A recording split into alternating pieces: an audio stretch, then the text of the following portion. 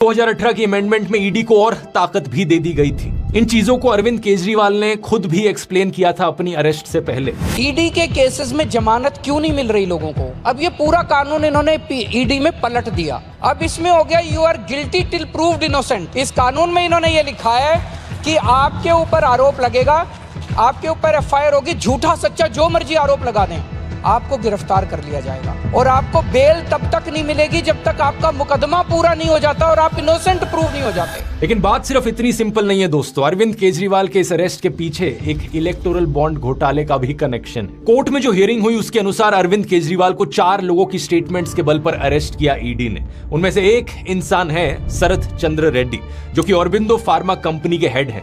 9 नवंबर 2022 की बात है कि ईडी ने रेड्डी को बुलाया था पूछताछ के लिए इस एलिजिड लिकर स्कैम के केस में। उन्होंने जो स्टेटमेंट दी उस दिन वो केजरीवाल के फेवर में थी, लेकिन अगले ही दिन 10 नवंबर 2022 को ईडी इन्हें अरेस्ट कर लेती है। इनके अरेस्ट होने के सिर्फ 5 दिन बाद इनकी कंपनी ऑरोबिंदो फार्मा ने 5 करोड़ रुपए का चंदा डोनेट किया बीजेपी को इलेक्टोरल बॉन्ड्स के जरिए। ये चीज हम जानते हैं इलेक्टोरल बॉन्ड डेटा को देखकर। आप क्रोनोलॉजी समझ लीजिए। ये करीब 6 महीने तक जेल में रहते हैं। अरविंद केजरीवाल ने कोर्ट में कहा कि इन्होंने 9 अलग अलग स्टेटमेंट्स दी इस 6 महीने के पीरियड में, जो कि सारी स्टेटमेंट्स केजरीवाल के फेवर में थी। उसकी अरेस्ट हुई, उसके बाद उसके 9 स्टेटमेंट्स होते हैं। मैं 9 स्टेटमेंट्स वो मेरे खिलाफ नहीं बोलता। उसके बाद 6 महीने उसको अरेस्ट करने के बाद 25 अप्रैल को वो टूट जाता है। लेकिन 25 अप्रैल 2023 को 6 महीने जेल में रहने के बाद अगली स्टेटमेंट जो देते हैं वो केजरीवाल के खिलाफ होती है। अगले ही महीने मई 2023 को ईडी इन्हें बेल दे देती है और जून 2023 में ये ईडी के अप्रूवर बन जाते हैं इस केस में। और बेल मिलने के करीब 6 महीने बाद इनकी कंपनी 25 करोड़ रुपए की और डोनेशन करती है बीजेपी को। अब देख रहे हो दोस्तों किस लेवल का खेल खेला जा रहा है। इलेक्टोरल बॉन्ड्स का डेटा हमें बताता है कि टोटल में इनकी कंपनी ने 52 करोड़ रुपीस की बॉन्ड्स खरीदी थी, जिनमें से 2/3